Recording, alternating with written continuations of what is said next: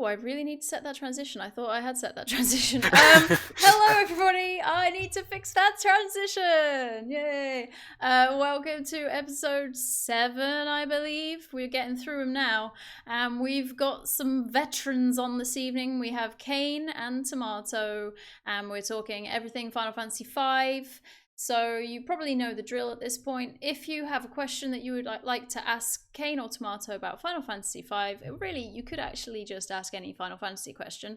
There is a channel points command out of the Platy points that I think is like 50 points or something that you can go and throw a question in at us, and we will ask them during or at the end of the entire podcast, depending on how our questions go. So, let's start, shall we? Well, actually, let's start by introducing people, just in case some people in chat don't actually know you. Kane, could you tell us a little bit about yourself and what it is you like about Final Fantasy in general, please? Yes, I'm Kane. I stream a lot of mostly Final Fantasy games. It's my favorite series just because I always like the stories of the games, all the characters, and the gameplay. And I play pretty much every main series game. Samesies. Tomato, what about yourself? Likewise, I'm a pretty long-time fan of the series. I guess I actually have a bigger a bigger preference for very specific ones, both for story and like I really like to nerd out with some game mechanics and things. So 5 really appeals to me. Interesting. Hopefully we'll hear more about that through the questions. Okay, so yeah, I'll start with my question, which is actually for both of you. What is it about 5 that makes it one of your top Final Fantasies? So we'll start with Kane. For me, it's mainly because of the job system, because they did such a good job with the job system, like compared to 3. Now it's highly customizable. Doesn't have any of the negative stuff in the third one. And it lets you customize all your characters a lot and gives a lot of replayability to the game. What were the negatives of 3 then, in your eyes? The main thing for me with 3 was when you had to change the job, and then they had that transition period where all your stats got lowered, and then plus you couldn't mix and match jobs in 3 like you could now. Okay. And Tomato, what about yourself? Yeah, mostly the job system is that for me is as well. It's unless you want to play 10-2, it's technically, I think, the most recent job system in a Final Fantasy. It's not really been used that much. So yeah, and similarly, Or tactics. I much prefer. Oh yeah, yes, there's tactics, but it's not as mainline, is it? Right. Yeah, there's something about it, and I won't lie, there is a big nostalgia factor for me, because I played it at a certain age, and certain elements actually, I remember being very, very impressed when I got to the second world. The very first time through, I played it, and it blew my mind. And then I found out there was a third world, and still to this day, I kind of like that moment where the worlds merge and you get to see all of these new places on the map that you may not have had to access before. Something about that really gets me. Are we allowed to know the certain age at which this was? Don't think I could probably accurately say. I started with 7 and then I went backwards to 6. Yeah, because what year did 5 come out? Well, 5 was like years and years before. Was it 92? Might even be earlier, but it was never released in the West. But then fan translators got a hold of it and translated it, and then in like 2001 or 2, they released a PlayStation 1 version in the West for the first time. Right. So that era, it would have been around the PlayStation 1 release, because I actually remember buying that specifically. So yeah, maybe I was 11. Lovely. I was just intrigued, that's all. I was just being really nosy in Tomato's youth. So Kane, what is your opinion of the story of Final Fantasy V compared to the other Final Fantasies in the mainline series? I think this is the most lighthearted story out of all of them. Yeah. Like, yeah, like, cause this Bart, he's always like super upbeat, and they're always joking around throughout the whole game.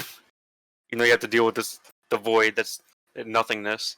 Yeah. And like, it's not like the best story for me, but it's a good story. I like it, and like the worlds, being the two worlds, and then the combining worlds, and then with the void and Gilgamesh and everything. I like the story. Okay. Very I was gonna, entertaining. I was gonna say the stories in the games, it up until like 6, I think it is. It seemed to kind of alternate between like being about crystals and like good versus evil, and Mhm. Yeah, then flip it to just like, oh, it's a world with stuff going on. yeah, Uh, and this is kind of like the last one. It's like 4 warriors of light have to go fight the evil. the crystal ones always seem to feel a bit weaker on the story because it ends up being a bit more cliche, just straight good versus evil. But as far as it goes, 5 I think does a very good job of that, and keeping lots of weird, unique things like the backstory with the void and X death and all of that. Talk turtle. Yeah.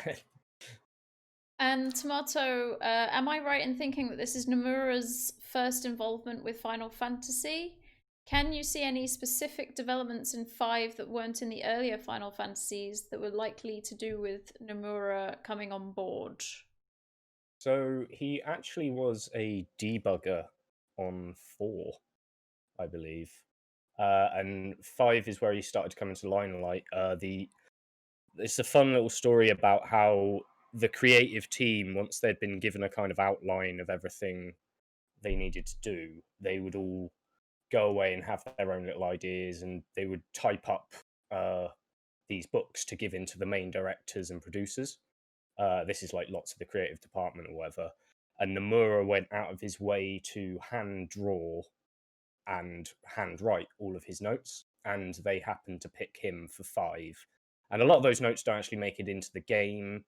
In reality, he is just the battle designer, and I don't think he had the battle artist, should I say? Therefore, you don't start seeing a lot more of his influence till the later ones, I think. But I think something like Omega Weapon may have been something like him, because it's a very robotic, and there's a 5 I think is where you start to see some more robotic enemies and technological enemies in places.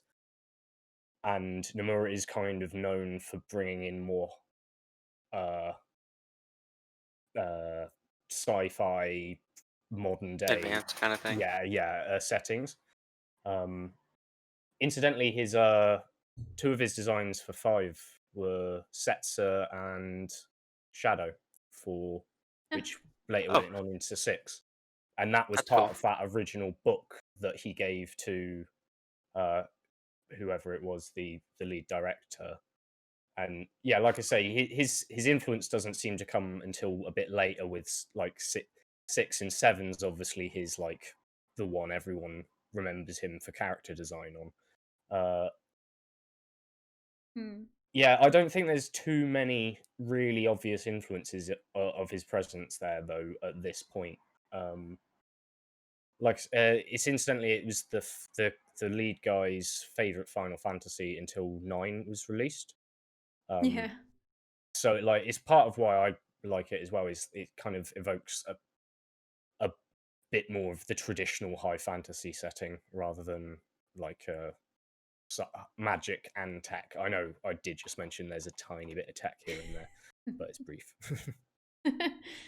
um, and Kane, this is the first time that we're introduced to Gilgamesh. What is he up to in Yes. Final Fantasy V, and in which other Final Fantasies does he appear in later? Yeah, so Gilgamesh, he's kind of like your rival in this game, like the first rival character. Um, he's with Exdeath, but he just wants to have a good fight with you, and he wants to find Excalibur. That's his main goals. um, but then like by the end of the game, he actually sacrifices himself to help you out. Like he's actually a good guy. Then after that, he appears in a lot of Final Fantasies. He's in 6, 8, 9, 11, 12, 13, 2, 14, 15, Type 0, and the After Years from 4. I wonder why he's not in some when he's in so many.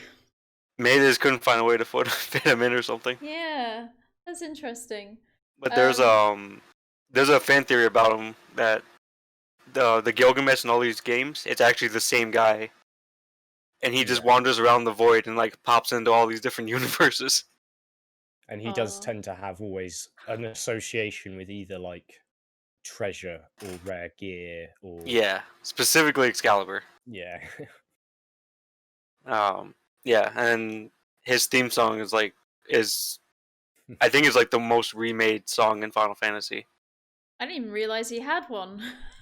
Yeah, the Battle of the Big Bridge is considered his theme song. Oh, wow, okay. And like every time you fight him in one of these other Final Fantasies, they make a new version for it. That's so cool. There's even a full orchestral version for Final Fantasy 15. Yeah, exactly. Oh man, I'm gonna. So yeah, he's Gilgamesh is everywhere. I mean, Very incidentally, 5 is possibly my favorite version of him as well. I think True. Yeah. he does a very good job of like turning up and being a bit of a recurring villain, but also he makes me laugh. Like yeah, he's a really good comic relief because like when you beat him, he'll say, "Oh, I forgot something. I gotta go now. Bye." Oh, sorry, bye. Templar in chat has just written topless Sephiroth more than Gilgamesh. Okay, Tomato, what is your opinion of Exdeath as a villain? His intentions and goals compared to a lot of the main protagonists in Final Fantasies? So he comes off at first as very a bit like I was saying, the crystal-based Final Fantasies do come off as a bit more straight good versus evil, and he does very much fit that bill, like to a T. And he is, I wouldn't say he's like, he is, like mustache twiddly level of evil. There are points in the script where he literally says something like, "My plan is going everything's going according to plan," or something, and there's literally the words "moi ha ha ha ha." I was just about to say that he even has. He has the maniacal laughter. He has all this stuff. There's a couple of elements in him. Like I think what they did really well with it, because considering it's a very light-hearted game, as Kane said, they did a very good job of making him seem like very powerful, like the party were nothing to him a lot of the journey. He's just kind of ignoring them because, you know, they just, every time they meet like him, insects. He just sort of like clicks his fingers and they fall down a pit or something, and he's like, "Oh, I'll carry on." So like I think they did a very good job of making him seem very powerful, especially with the big plot spoiler moment where he actually ends up killing Galuf, which it was I think one of the That was an emotional moment. Yeah, I think it's one of the earliest like actual Final Fantasy. I guess Teller is potentially earlier. Yeah, and there was a few in 2 that kind of died too. They weren't main characters. Oh yeah. 2 has a lot of death, doesn't it? 2 likes killing its characters. Yeah, but so that was always a big moment for me. And honestly, I actually find his real backstory, the idea that he was a series of malicious souls that were all placed in this single tree to stop them, like ravaging the land and killing things and all sorts. Eventually, over years, turned this tree like sentient and evil, and I mean, it kind of explains his pure maniacal evilness, but it isn't the most inventive, crazy, brilliant thing. But the weird way that they made a tree the villain was just like that's always stuck with me. It's like they could have made it like cooler, for lack of term, but I actually think the fact that they used a tree is really, really cool. Like, Yeah, I think it's Yeah, good. it's like funny and cool at the same time.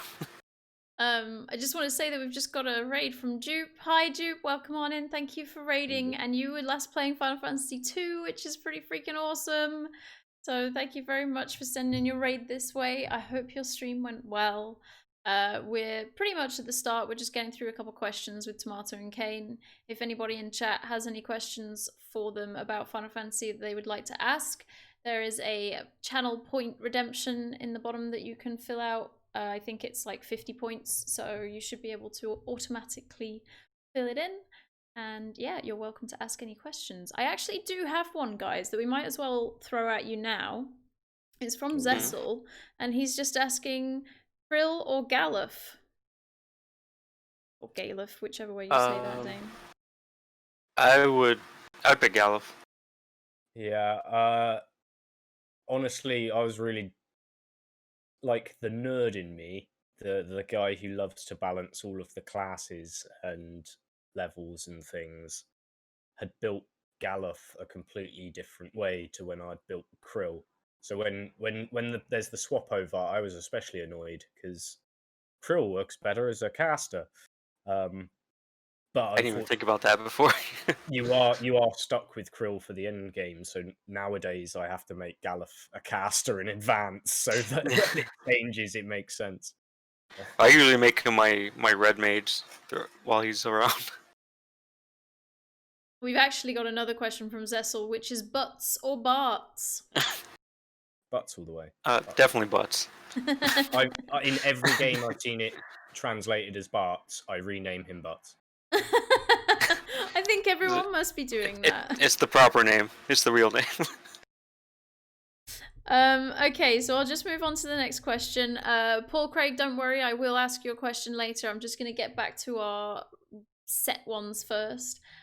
Kane, in this Final Fantasy, there are 22 jobs. Which are the best abilities to learn and from which jobs? And are any of these new to the Final Fantasy series? Yeah, they added a lot. Some good abilities. There's two-handed from Knight, which lets you hold a weapon with double damage. Hold a weapon with two hands to do double damage. HP plus 30% from Monk. Mug and Artful Dodger from Thief are pretty good. MP 30% from Black Mage. Dual cast from Red Mage is one of the best things for any caster. Call is a little fun thing from Summoner. We just summon any random summon. Ooh. Dual wield from Ninja is one of the best things. Rapid fire from Archer. You combine Archer and Rapid fire. That's like one of the best combos in the game. And then like just any ability set that you want from the classes that you like. For new classes, for new jobs in this game, there was Freelancer, Blue Mage, Time Mage, Berserker, Mystic Knight, Mime, Beastmaster, Dancer, Samurai, and Chemist were all added. And then when they did the later versions of the GBA, they added 4 more jobs, so now it's 26 jobs. Right. And those jobs were Necromancer, Cannoneer, Gladiator, and Oracle. Ooh. Why do you think they added more jobs to it then? Probably because they knew the job system was the big thing for 5, so if they wanted to add a new thing, they just wanted to add more jobs. And do you find That'd be those my new guess. ones, do you find those like useful? Would you go to those? I liked Gladiator a lot. I think Necromancer was kind of cool, and I didn't really use the other two too much. Because Gladiator had this Blade Blitz attack that hits everybody, and I thought that was pretty cool. I honestly found them all a bit underwhelming because you get them all. I think it's pretty much there's the new game or the end game or post game dungeon, should I say? Yeah. It's like once you're done with the game, it opens up. So you've got 4 pretty much godlike powerhouses already, and then you're given these 4 kind of classes that you kind of have to try and fit into your already functioning team. So I never found much use of them, the very new classes. Okay. And Tomato, how has Final Fantasy V's job system influenced subsequent Final Fantasies? It's, as I was saying earlier, it doesn't actually get used really again as a job system until 10.2, which I would say 10.2 actually does have a very, very good job system. If it's I just agree. such a shame it was tied to 10.2. It's really enjoyable if you ignore literally 100% everything else of that game. Just focus on the game. Yeah, but you can definitely see its influence like throughout, like those skills that like dual wielding and stuff. They still happen. Uh, you still get quadra cut in Final Fantasy VII. I call it's 4 times cut. I always used to call it quadra cut because I don't know why it rolled off the tongue.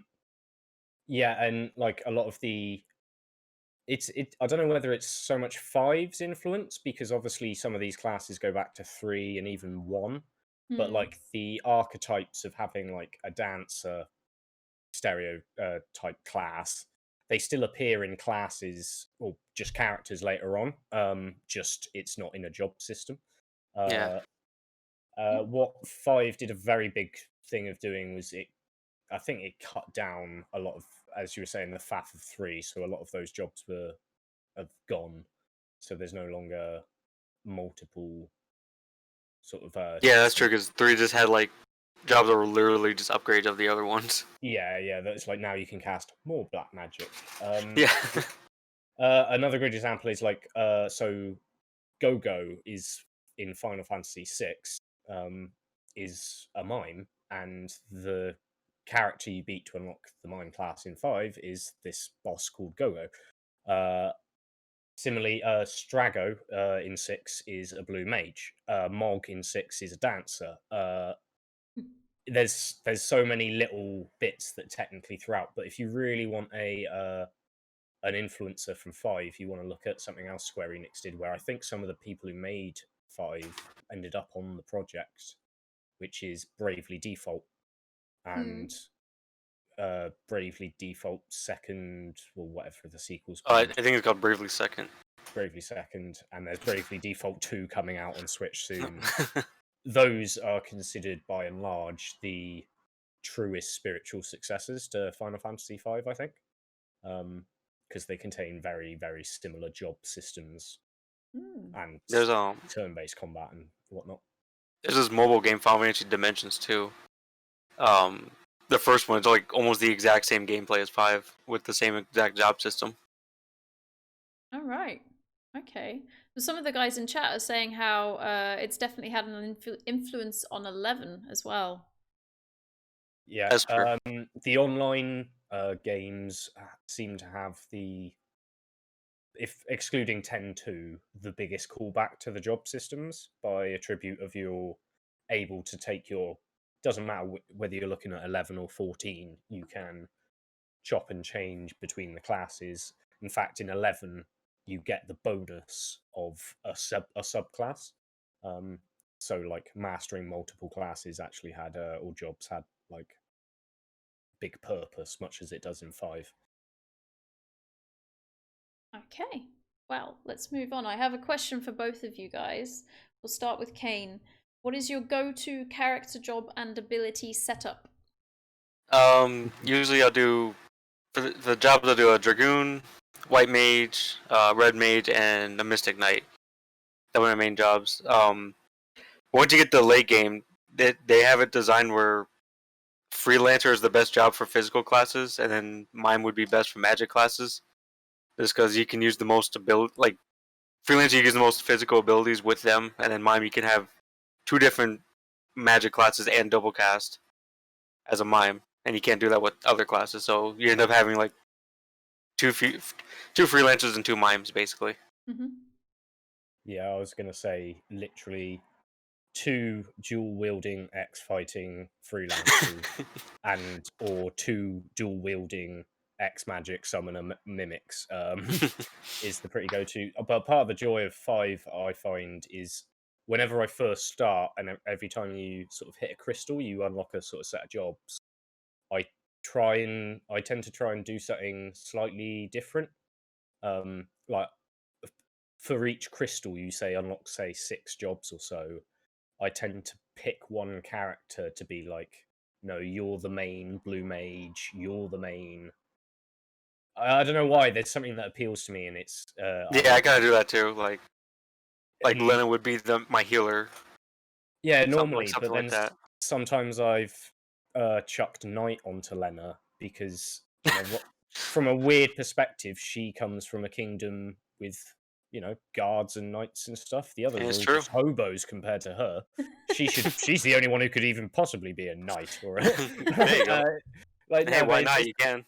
yeah, you can. That's the fun of it, is that Mm. however you interpret the characters, and because it's one of the older games, the characters are left a bit more open to interpretation, and you've got to fill in the gaps with your imagination. Yeah, this perfect for that. Okay, so you two have pretty much got the same job set up. I'm just wondering, people in chat, if you have a different go-to, then spam it in chat so we can see it. My next question is another one for both of you. Do either of you personally fight Go-Go for the mime job class? Yeah, always. Always, yeah. I mean, I kind It's of knew the answer was coming from Yeah. what you've said. also kind of a unique fight, because you win by doing absolutely nothing. Yeah. That's actually been. I can't remember if there's something like that in 3, at all. But Possibly. Don't remember. technically, that's even though in 4 it takes a very, very different form. That in 4, 5, and 6 there is a riddle boss that effectively you don't. Oh, you're do talking about like the anything. Cecil fight in 4?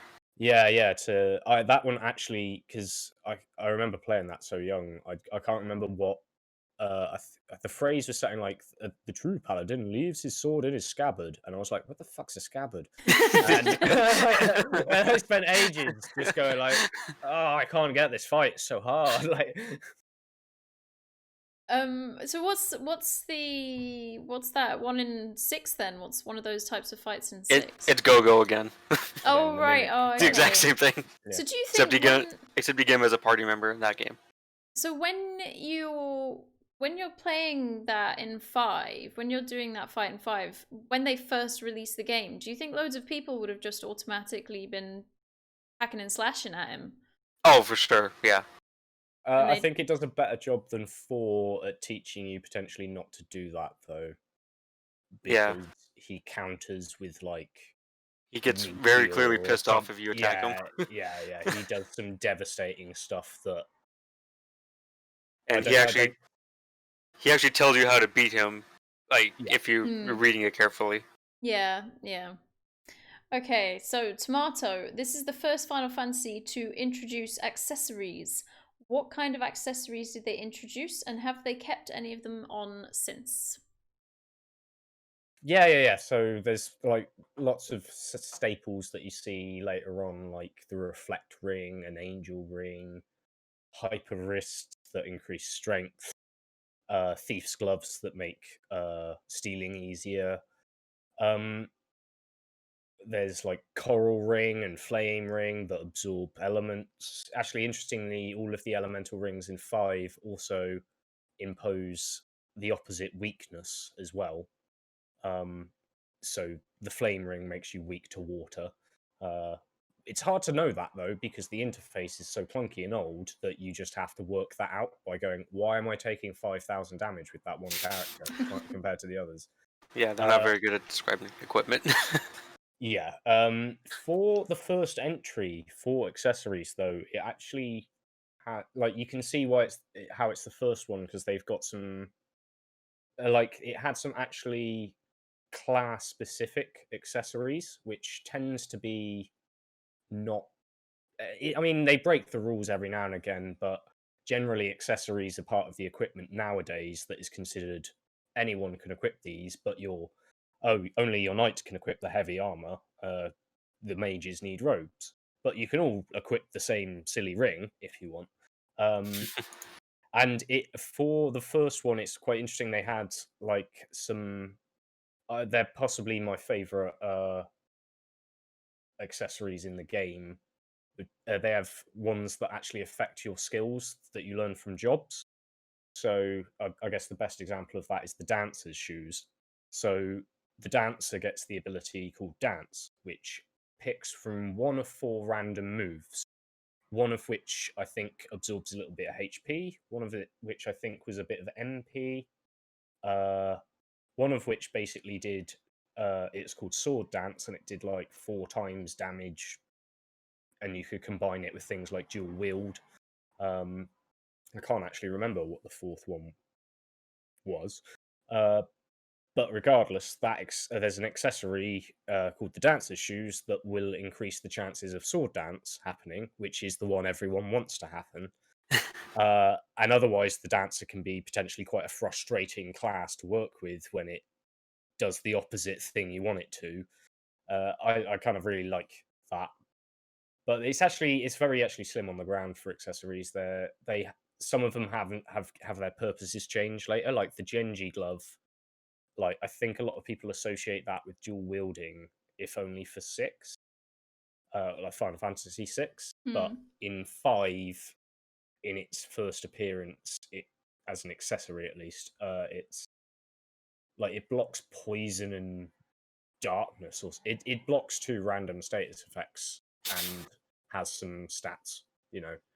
Some of them they clearly hadn't established like the true nature that you see now recurring in some cases, but they did a lot of weird, interesting things. Like I say, they had the command altering stuff. They had class unique items that only like knights can wield gauntlets and things like that, for example.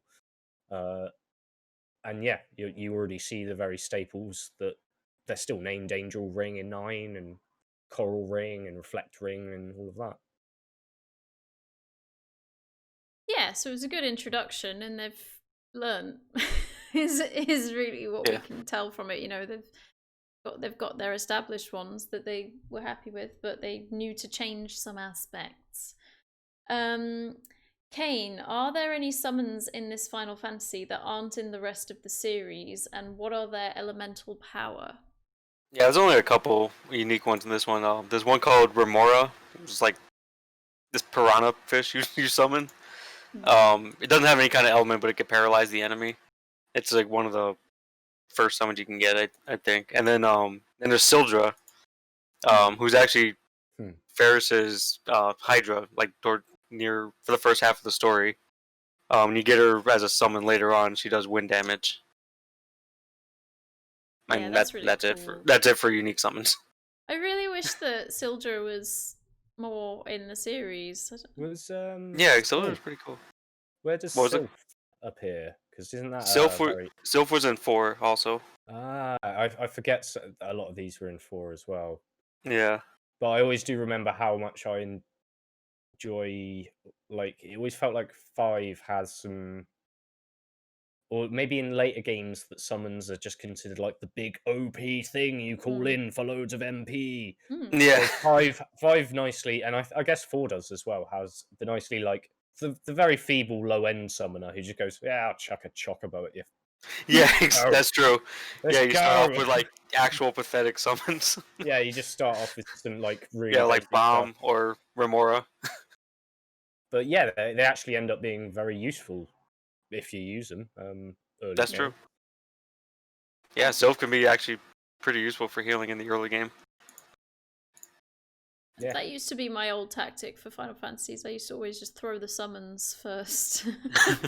Hey, that's a good tactic. Everyone's first playthrough of Final Fantasy VII. You'd have one summon on every character, and you'd slowly upgrade each one. Yeah. You've got more summon materia, you just slowly move up the list. Exactly. Tomato. Final Fantasy V has some interesting side quests, including piano playing and summon hunting. Could you talk us through some of these quests and what you can get from them? So the piano one you mentioned is just a weird. You don't really realize what the payoff. It's very easy to mess that up if you miss a town or a piano, or kind of get a bit confused which piano you've missed. At first, it's just that you realise that you can interact in all the pubs in the game. You can walk up to the piano and you can play a little thing, and it plays you a nice little thing. And each subsequent one seems to get more and more impressive. And it just says, you got better at the piano. Right. It's not until much later on that you can, when you've maxed out your piano level, you can play a there's a bard in a house. I think it's on Crescent Island. You can play him a song, and it inspires him to teach you a new bardic song for the job bard. And so that's the only purpose of that. But it's very different from anything else I think they've done. I guess the most interesting stuff. So you've got some story-based. I don't know if you'd consider them side quests, but there's a lot of little optional story tidbits. Like you can go back to Lena's Tycoon Castle quite early on when you get the Drake to fly. But a lot of people will skip that because the game is instructing you to go move on with the game, and it can prompt like the Faris Pass scenes in a slightly different way to like if you do it later on, and you can completely miss it if you don't go to Tycoon at all because Tycoon eventually gets sucked up by the void. So there's little bits like that, including like Bocco. Butts' Chocobo ends up having kids with, I think it's called Coco, another Chocobo. And technically, a lot of the third part of 5 is actually optional. But I guess the most interesting thing is the summoning hunting, because they all form like you'll talk to an NPC or something, and they'll mention a rumor or a myth of some very specific legendary being, and then you're left to go and hunt it down. And they're placed in lots of different places. Some are just on the overworld. Some have their own dungeon. Yeah, the summons are possibly the most extensive side quests I've thought, and possibly the most interesting for diversity. But that's most of the optional stuff, really. And would either of you generally go and get those summons? Yeah. PJ, welcome on in. If you have any questions that you would like to ask either of these two, we have a little Platy points. I think it's just 50 points that you can go and put a question in the box, basically, and we will read it out later. We're getting close to the end of my pre-made questions, so we'll soon be going through the chat questions. So if anybody in chat's got one, rummaging around for a Final Fantasy question, you can pop it in while we've got the time. Kane, which is the hardest boss to beat in your opinion, and how do you go about defeating them? Right, so yeah, there's 2 bosses, super bosses. It's arguable which one between Omega and Shinryu. It's debatable which one's the hardest. I would say Shinryu, because the second you start the fight, he does this move called Tsunami, and it can like one shot your entire party if you're not ready before you even get to attack. So you can get these coral rings. They'll absorb water, so you won't die from Tsunami. And they'll nullify one of his other attacks. And then you can use an ice shield to absorb the ice attacks. And if you have Golem, that'll help you out a little bit with his physical attacks. And then after that, you just survive everything else and deal with all the status effects that he could do. For doing damage, since he's a dragon, someone would jump in a dragon lance would do a lot of damage to him. So you could do that, and just use all your most powerful spells and everything. There's actually a cheese command, a cheese strat that I saw too. You can use Mix. There's a couple things you can do with Mix that basically blinds and berserks him permanent. Like you just keep him on a loop of being blind and berserk, and all you can do is hit you, and then it becomes easy. Nice. Tomato, would you agree on the hardest boss? Yeah, I think the consensus is that Shinryu's a bit harder than Omega, but I don't think I have in the advanced version and the newer releases where there's the post-game dungeon. I think there's an Omega Mark II and a Neo Shinryu. Yeah. It might not. I I think no those idea. things are like upgrade versions. I have no idea what those fights might entail, or the final boss of that post-game dungeon might entail. I've never actually finished that set of content. I'm pretty sure they're harder. I was just going with like the more original versions of 5. Yeah, of course, Mhm. of course. Yeah, cool. Tomato, there's a heavy focus on animal relationships in 5. Why do you think that is? For example, we've got Turtle Gill in here, or Jill, whichever way you want to pronounce that one. Dragons, Moogles, Chocobos. It's packed, jam-packed. Honestly, I think it's kind of the classic. So we've had chocobos before in 4 and Yeah. 3 and so on. I think Bocco and the chocobo was the start of it. I Yeah. think someone went like, "Look, we need to get these chocobos more involved in the storyline." Even though Bocco is very, very little to do with it, Very little. it was just that tiny bit more connected to the plot than it was the single part of like 3 and 4, where it's like, go catch a chocobo so you can make it to that one town to do that town's thing. He's actually a named chocobo. He is owned by one of the characters. And I think they were just trying to integrate those things like that a bit more into the story. It then gets used a bit to like honestly represent a bit of like purity, I guess, like especially of the characters. So Lena and Krill are both shown to like self-sacrifice for the sake of the Windrakes or the Hiryu or whatever, Yep. whichever you prefer. And the Moogles don't trust any humans for fear of maybe their forest getting burned down or so. You know, like they're very secretive, but they end up growing to trust the Warriors of Light because your party's so good. And so there's that element. And finally, I think it genuinely has. They are used as complete emotion fodder because like like there's the the characters have that Lena's eaten the poisonous grass to show that the dragon she can help cure it. I Yep. can't actually recall exactly how many times Sildra has a death because it's at least 3. Because she like it gets sucked away or disappears when you fight a boss at first, and then you escape and you're drifting. Right. Then it saves you and it disappears, and then you think it's dead, and then it comes back later, and Faris has another scene going, but wait, Sildra, no! Yeah. It And like becomes your summon. it just keeps happening. And at a certain point, it is like, yeah, they're just kind of used as kind of like, to jerk the tears out a bit. Animals is a good way to do that. Yeah. Without killing off Galuf yet. Yeah, You yeah, know, then there's like- that. It's also actually one thing of note is that like each character does seem to have like a thing, an animal associated. I was with just it. thinking about that as you were Mhm. talking about it. So That's true. Bart- Except for maybe Golov, I don't think he really has one. Yeah, though like there's the dragon from his world. That's which true. Both Krill and him have a connection with, and Krill has the connection with the Moogle as well. Yeah, but like each character does have at least one. So yeah, like significant every yeah, you just made me think about that when you were explaining everything.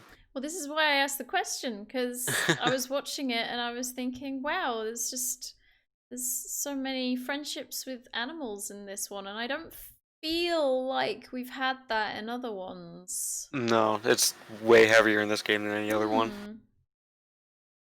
Welcome on in, Suit. If you've got any questions for these two, feel free to drop it in the chat. Kane, this has been ported many times. Do you know any of the important mechanics that differ between the different ports? Yeah, this one isn't as crazy as the first 4 with ports and stuff. So they have the PS1 version. It's like Tomato said, this is the first one that we got outside of Japan. So it's the first English translation and everything. They gave Faris a pirate accent. They added some CGI cinematics, and they added a sprint function so you can run around faster. That was it for that. And the GBA was probably the biggest change for them. They take away Faris's accent. They added portraits for all the character dialogue. They added a bestiary music player and a quick save function. They added the bonus dungeon. It's called the Sealed Temple. That adds the new super bosses and the new classes. And that was it as far as the Game Boy Advance. And then the mobile and Steam version, they redid the the character portraits, and it looks more like the original artwork than the character sprites do.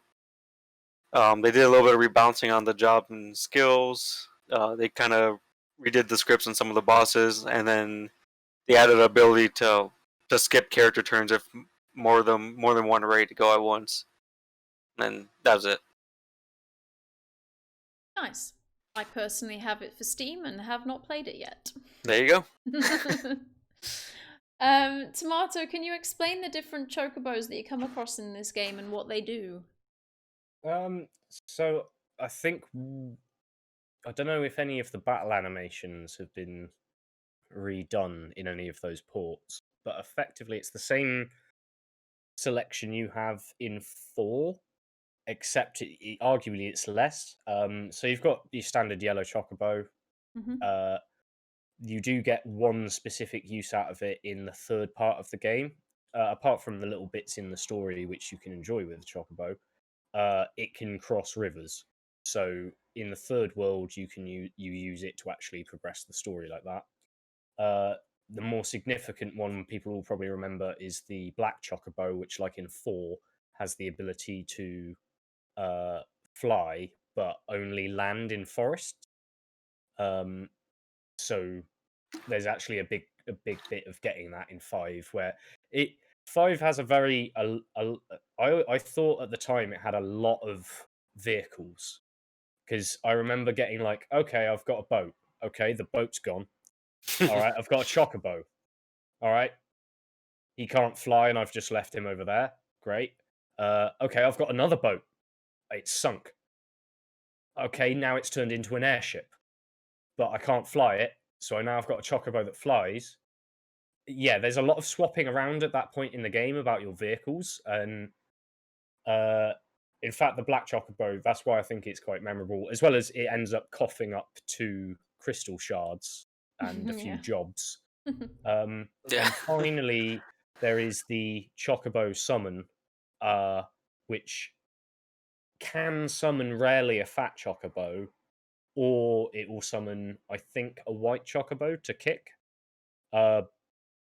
Which in previous games, the fat chocobo was like an MP. Like if you found it in a chocobo forest, it would be like either like an item storage or an MP restore, or it's had some weird uses over the years. But yeah, that's pretty much it for the chocobo lineup there. That's a pretty good lineup, really. So does anybody have any negatives about Final Fantasy V? Oh, the only I kind of think it was just the grinding can kind of be tedious to get certain abilities. Specifically getting dual cast for the red mage. Yeah, that's the most grindy part of it, I guess. Yeah. If you're mastering stuff. I would say that if I had, like, because I mainly think of the job system is the big appeal. The worst thing about it now is that if I didn't know what I was doing, and literally the first time I was playing through, some jobs were just completely useless because I didn't know what I was doing. And now it's more the case that a bunch of jobs are completely useless because I do know what I'm doing. And it's slightly changed how I go through it. Yeah, you know the optimized way. Yeah, there is a better set of jobs you can take. Like the balancing could be a bit better like that, but you can still have fun with it. Which is the important thing. And obviously, it's obviously it's just a bit older, so you've got to put up with like the dialogue isn't going to wow you crazily. I must say, like it's random battles. It is a surprisingly funny little game. There's a lot of comedic moments, but it's like the most fleshed out. Yeah, 5 has a lot of humor though. Yeah, I thought it was quite fun. What would you say to convince someone who has never played 5 before to pick it up today? 28 years after release. Play it for the awesome job system. And if you want a more lighthearted Final Fantasy, then that's the one you want.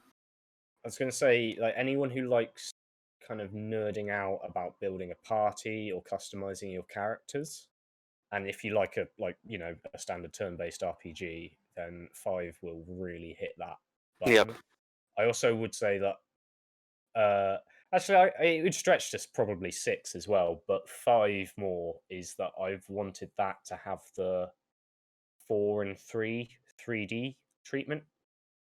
Hmm. I know it has the risk of Oh, like potentially kind of get like an ruining- actual remake kind of yeah, thing. like a full 3D little remake with like not I wouldn't say like changing loads of stuff, but tweaking Yeah, the like, maybe, system, like, add some- refining it, like and- add voice acting and stuff like that.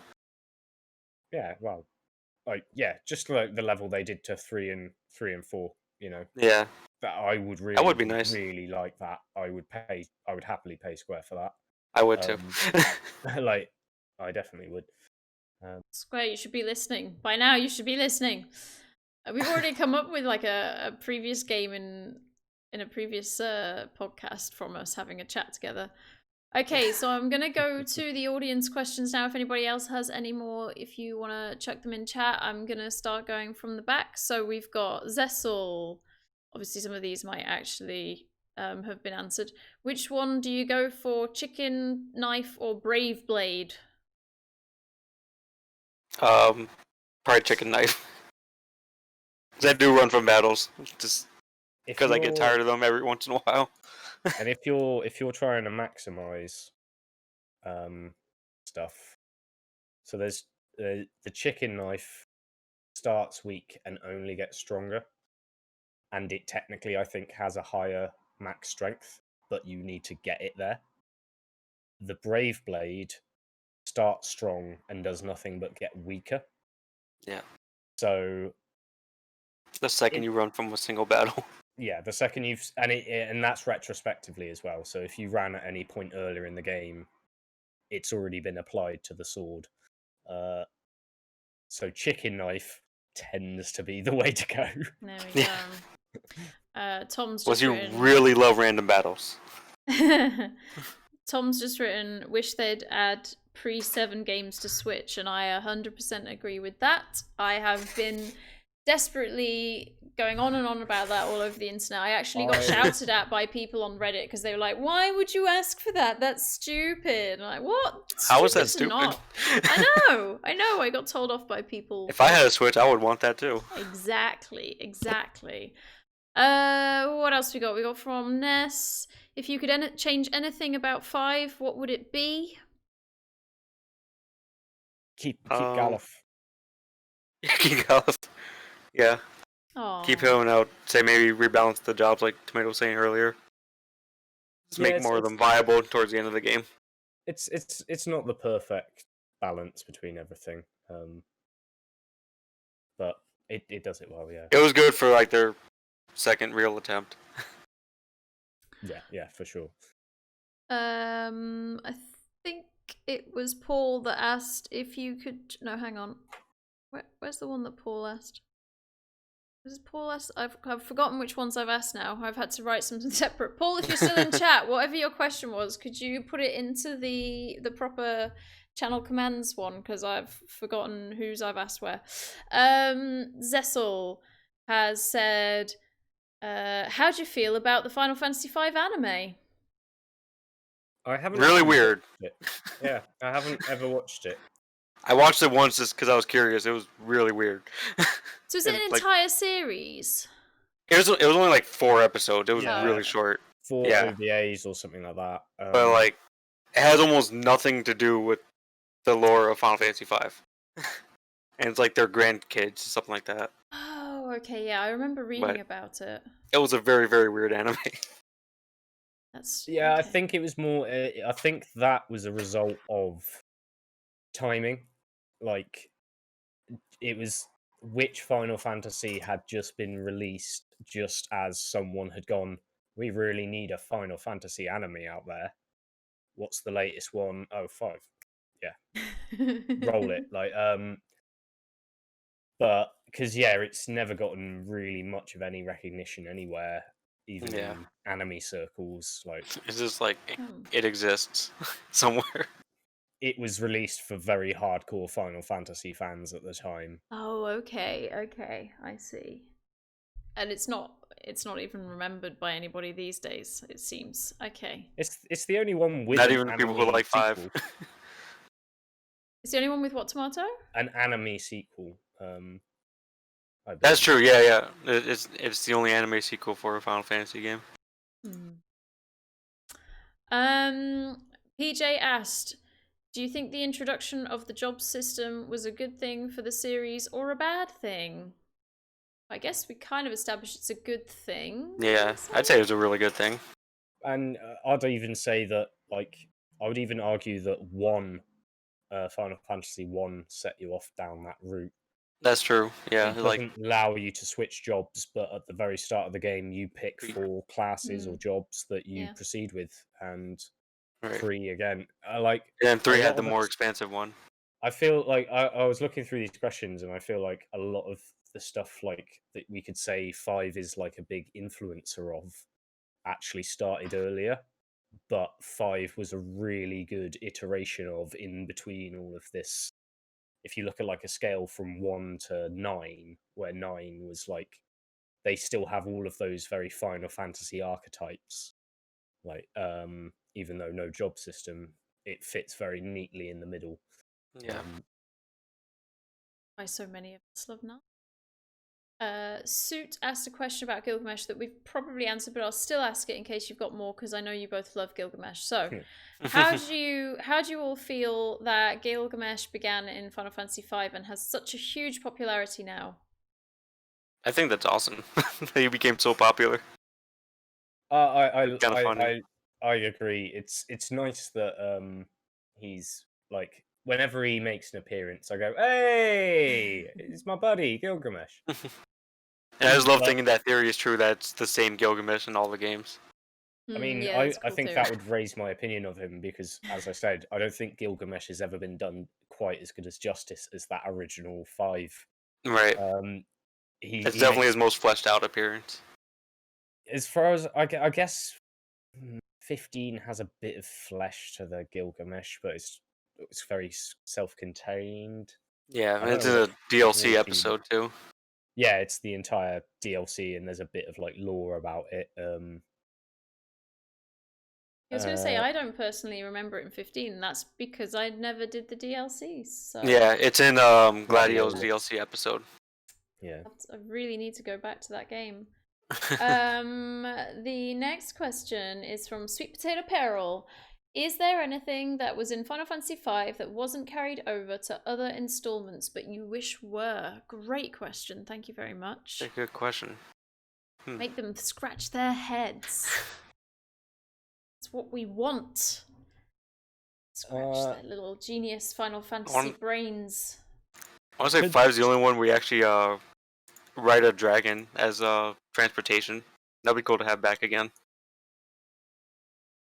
I guess outside of like the online ones where you might get a flying mount. Yeah. That's true. Besides, not counting the mounts in the MMOs.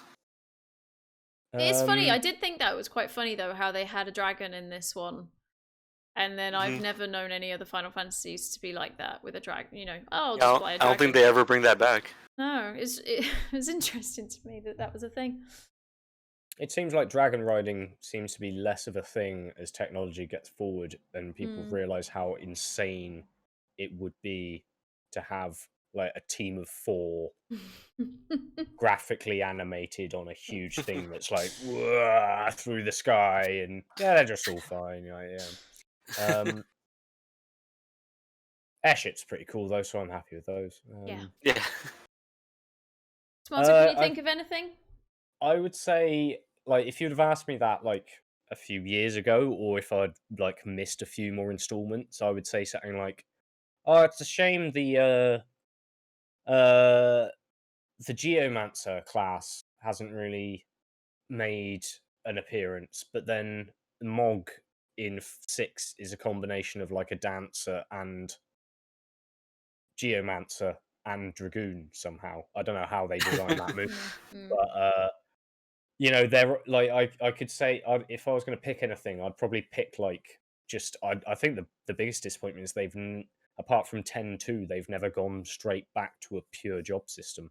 Can't see that happening now either. Yeah. Oh, I thought of something else too.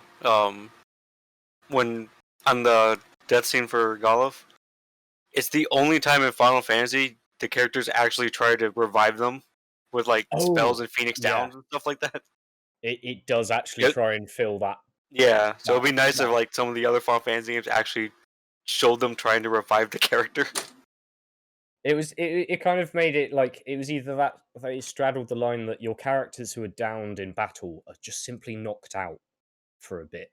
Right. They're not dead and you're reviving them. They're just a bit knocked out. Or maybe it's like Dungeons and Dragons where there's like degrees of death. You are 1/10 dead and Galuf is just too far gone. Like Galuf's like 100% dead at that point.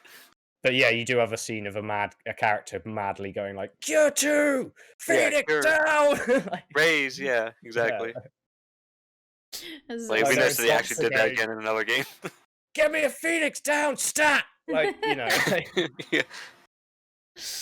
Yeah, Zessel saying in chat, "Hey, don't worry, Aerith, your spine is severed. Here's a Phoenix down." Yeah, like they could have see Aerith dying. Like they could have tried, throwing a Phoenix down or see what happened. Well, I don't know if you saw the new threat mod I played for 7. They allow you the option to revive Aerie. And oh, do they really? Right. Yeah. I want to try that one day. I haven't seen that. They leave it pretty like empty. They don't have like Aeris doesn't have any continuing point in the plot. It's just purely there if you want to keep using them. But they did use the little. Do you want to continue? There's like a dialogue box that says, "Do you want to continue without Ares, or do you want to revive her?" and if you say yes, he literally goes, "All right. Oh, here's a Phoenix down then." And they literally make that very joke. That's kind of funny, actually. Cecil says new threat is the only way to play 7. My cat's just decided to start attacking an emery board of mine. That's wonderful. That's nice. She's so hungry. She's trying to attack everything in this room tonight. Please, can I have that emery board for myself? Thank you. Next question is Zessel's written, "Lol, do you like the Steam sprites?" Laughing face. Do you like the Steam sprites of I don't 5? hate them, but I get why people don't like them compared to the normal sprites. Surprisingly, I really don't hate the Steam reportraits. But then the version of 5 I got, the PlayStation 1 one, came in the book with the booklet. Actually contained some of what's his name? I really love him. Yoshitaka Amano, who he did he still does, but his role seems to have gotten a bit less. He's never been a designer, but he's always been an illustrator. So like the concept art of 1 to 6 and 9 is almost all him. So the promotional art you see and stuff, and I really liked 5's, even though there was that weird disconnect. Like the sprites look nothing like these, but then because like they have completely different hair colors. Yeah, it just and nothing look different. makes sense. Galuf has a mustache. Can you see that? No. Yeah, that's true. He's looks a lot more frail with the mustache, and in this, he's just like a bum. And he looks a lot more frail in the artwork too. Yeah, it's a bit all over the place, but at the same time, I love that artwork so much. I always love Amano artwork. Yeah. Otherwise, generally, any of those. The problem seems to be that, like, I don't know who does all of these mobile ports. They have a very uniform, let's upscale 16-bit graphics to, let's call it 32 or 60, whatever they're actually basically, to. And they have a process they run all of the graphics through. And I haven't seen any one of these, it's 5 and 6, I guess, mainly, unless they've re-released the original 4. But they seem to always, miss, a set. I think it's in 6, they did all of the characters' sprites upscaled, but only, they either upscaled the backgrounds half as much, or just straight up not all sometimes. So it just it just doesn't even make any sense. Like, it's lazy. Yet alone, I honestly don't like those upscaled pixel graphics. But I think that's a preference thing. Yeah.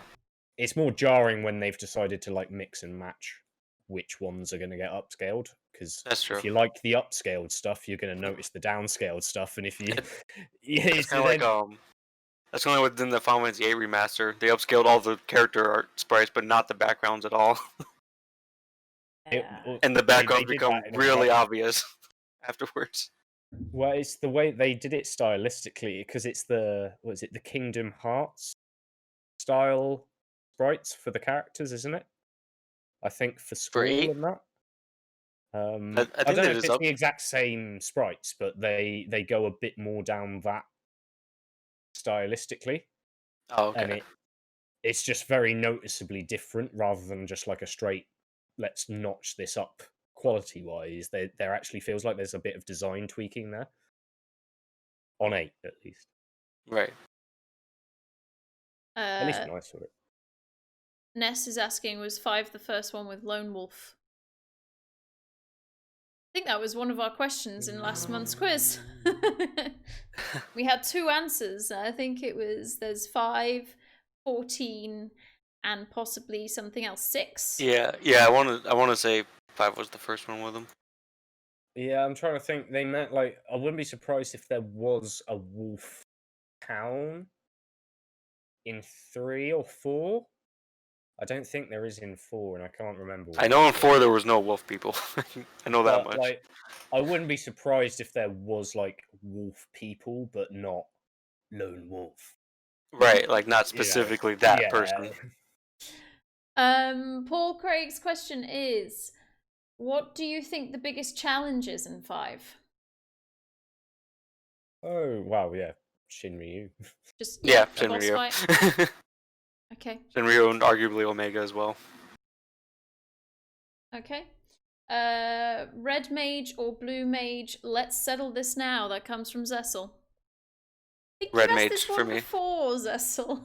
This is a recurring question. He probably knows the answers here, because I'm a blue mage man. I know that in 5 it is functionally so much worse than the red mage. I still love the concept as a whole.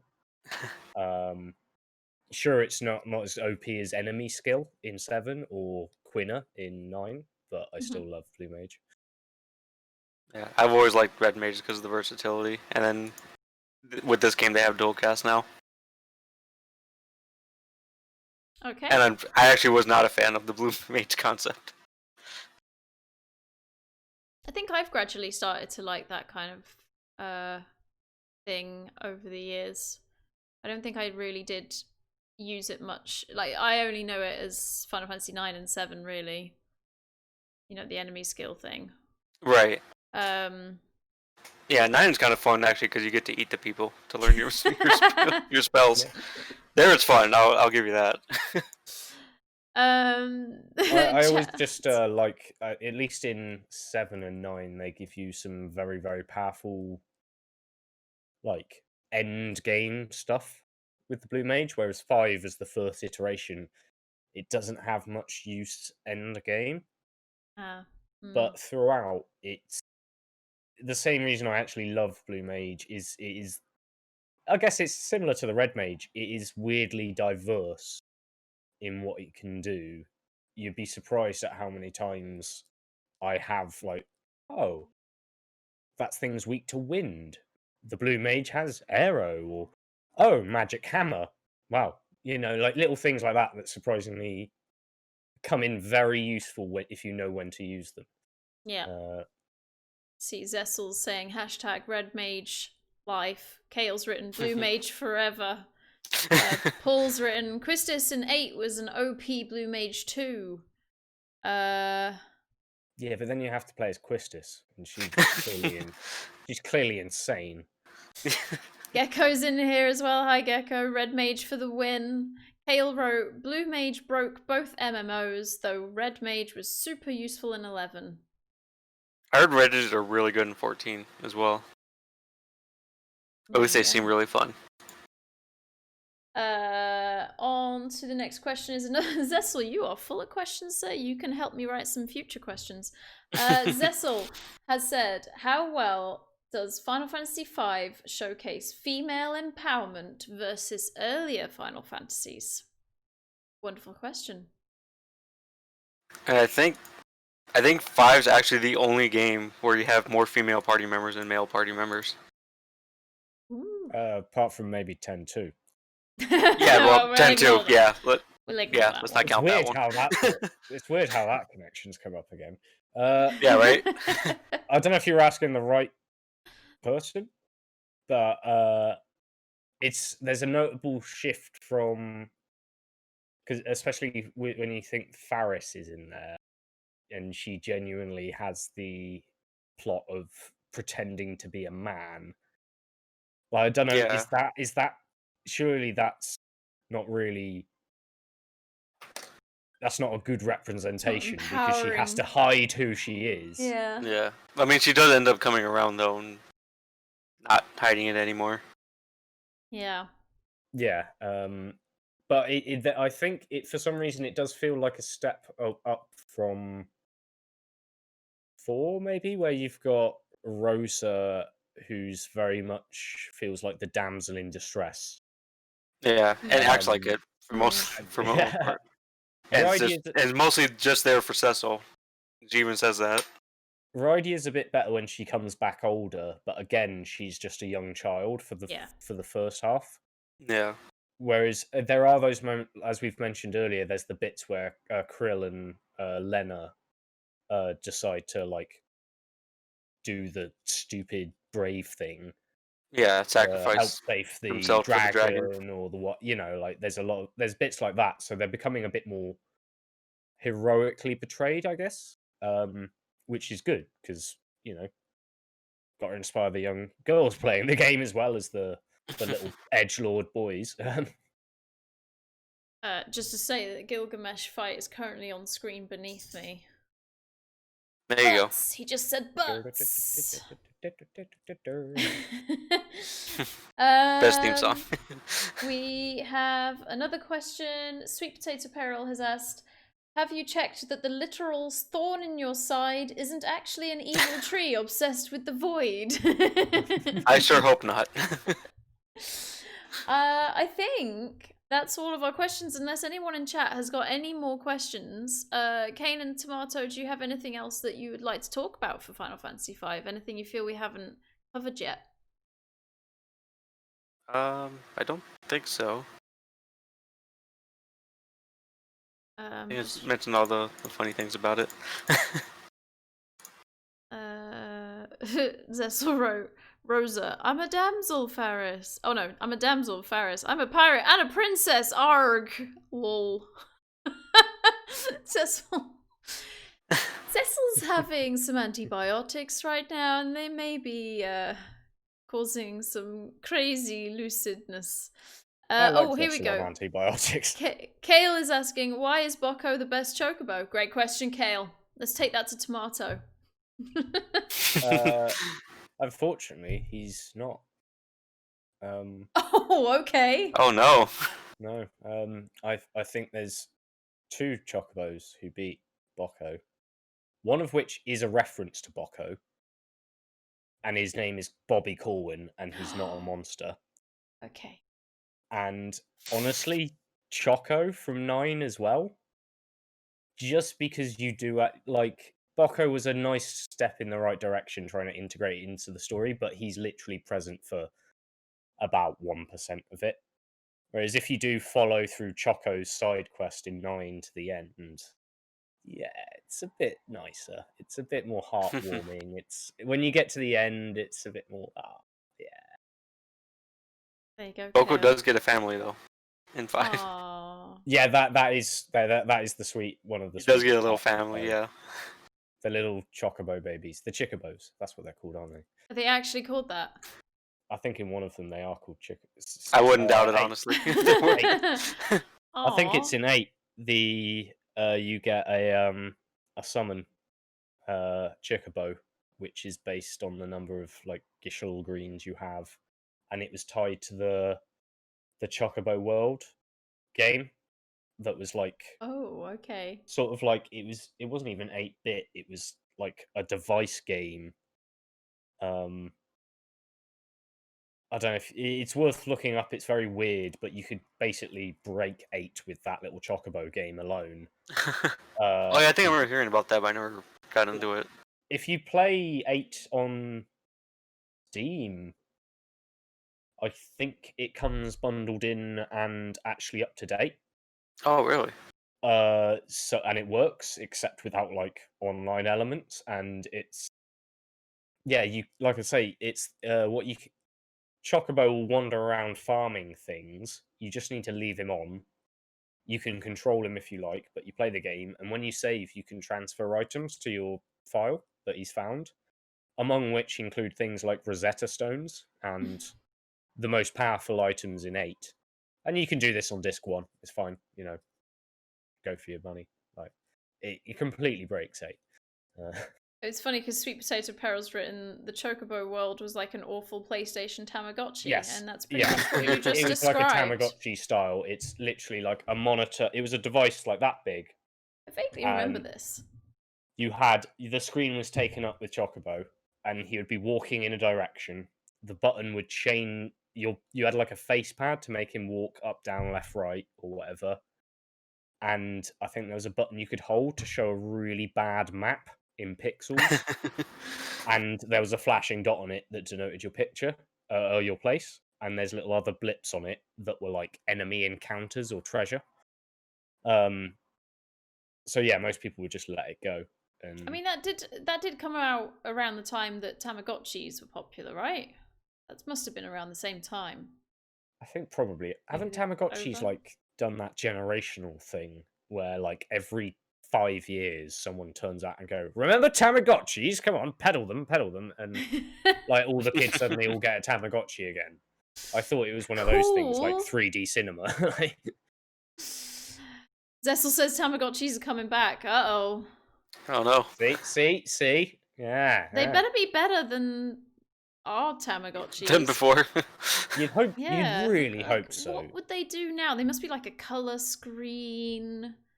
Surely it's just Probably Nintendo. talks to you. Well, yeah, exactly. It could just be an actual game on a Switch instead. Why are we having Tamagotchis? It came out in 99. I would say Tamagotchis were closer to early No, hold on, yes. I was like, no, I was definitely an age, and then I was like, no, actually, that was the age. Yeah, it was mid-90s, definitely for me. I think the first Tamagotchi I could have, I was probably like 95, 96. Big question is, when's Pogs coming back? Pogs. I've still got a stack of those that I know mine are meant to be out. somewhere. I can't find them at the parents' house, but that's where they should be. Apparently they're $20 now. Okay. I don't know what they were back then. They seemed expensive in the old days. You could also play Chocobo World on PC if you had the original PC release of the game. Oh. Do you want to? An old game and watch some of Pogs. Is that like the 7 Elf. PC release where they couldn't fit the MP3s on the disc, so they gave you MIDI tracks instead? Seriously? Yeah, they did. I was lucky enough to have an actual MIDI driver in my PC, which made it didn't give me the original Final Fantasy VII soundtrack, but it gave me something that wasn't complete crap. Right. But I tried it in the subsequent family computer we had, which didn't have a little MIDI graphics driver in it. Oh my god, no. Never again. So I think we're out of questions. I don't think anybody else in chat has got any other questions for these two, which means that I can talk about the next podcast episode. Oh, there was one. Sorry, there was one thing about the final boss in this game. It's kind of unique. The ending actually kind of changes a little bit depending on who's alive or not when you beat the final boss. I kind of think they were going to potentially do something like that with 8, but then scrapped it. Yeah. Because it feels like a similar way that the final battle of 8 goes down. I could see that. Yeah, I could see that. Interesting. Because, like, if your character's down when you beat the final boss, like they'll actually die in story, but then during the credits, like they'll get revived. Isn't it the case that if you leave them down for too long in the final battle, they can get disappeared? I might be misremembering. I don't remember that, but I wouldn't doubt it.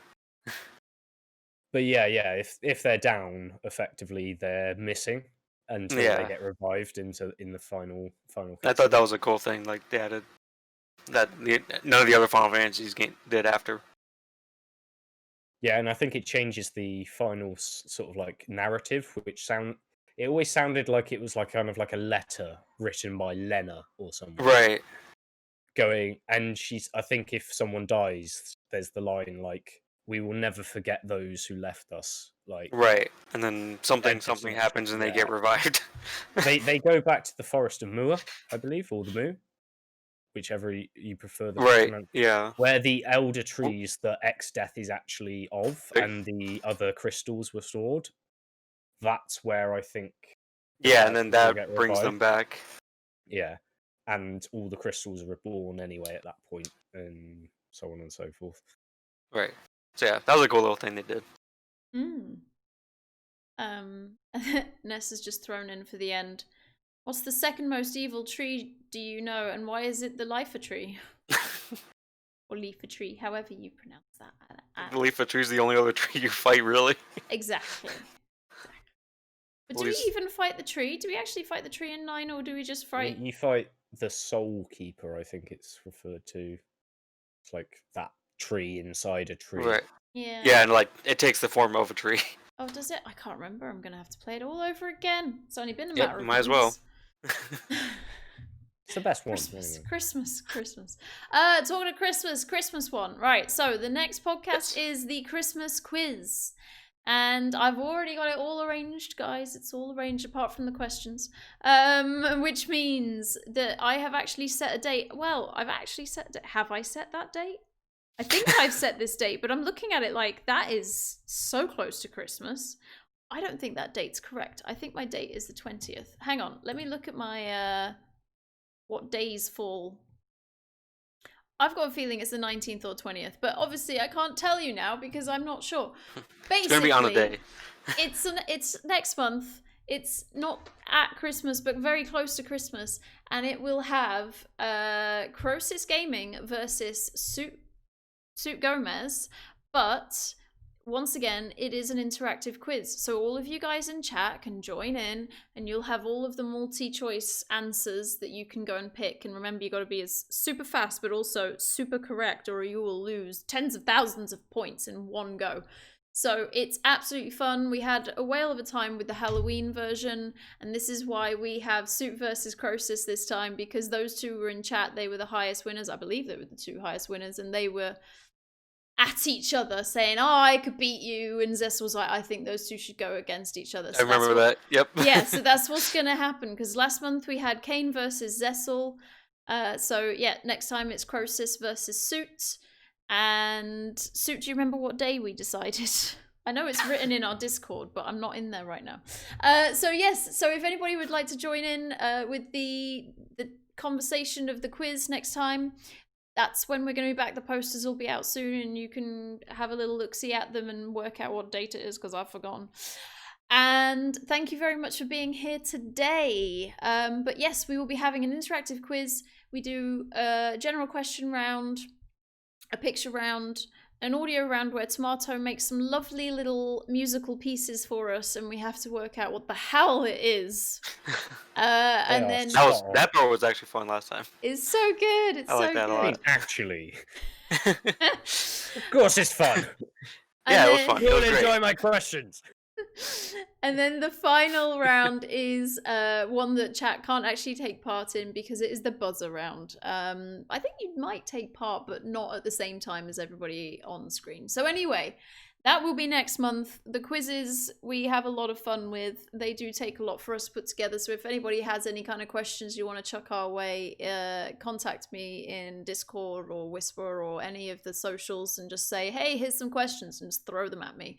Honestly, they can be anything Final Fantasy based. We try to stick to the main series. We don't redo 11 or 14 or any of the spin-offs, just to try and keep it really strict. Because if it's something like, oh, which one has this character in it? You'd be like, oh, well, that character's in all of these. So Yeah, too everything broad. can be answered with 14. yeah, Yeah, exactly. you don't want every answer to be this and 14. Yeah, exactly. For Yes. a bonus point, 14. Yes. So we try to ignore the existence of 11 and 14 just for that reason. But thank you very much for you guys in chat.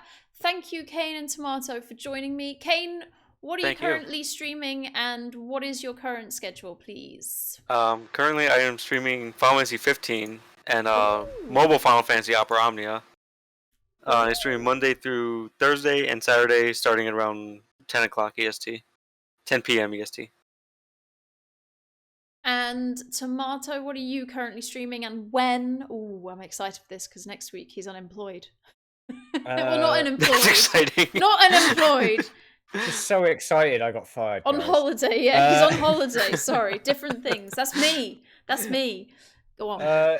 So I'm actually currently playing Dark Souls 3 Cinders mod, which is going quite well. I'm probably gonna do some more tomorrow, maybe Saturday or whatever. But my schedule is really, really sporadic.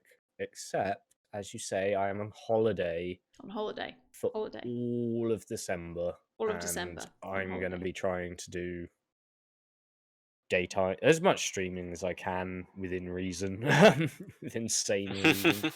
Have you got any of those games scheduled? Any particular games scheduled? Were you still considering 9? I am still considering my no leveling 9. I also want to. I've got an urge to play something kind of like pixely and old school. I don't know. I kind of want to reinstall Hollow Knight and play through that as well. Hollow Knight's always a fun choice. Hollow Knight is it.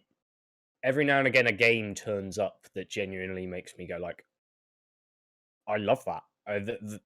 And you just don't expect it, and Hollow Knight really did that for me. Yeah. It's a great game. Cool.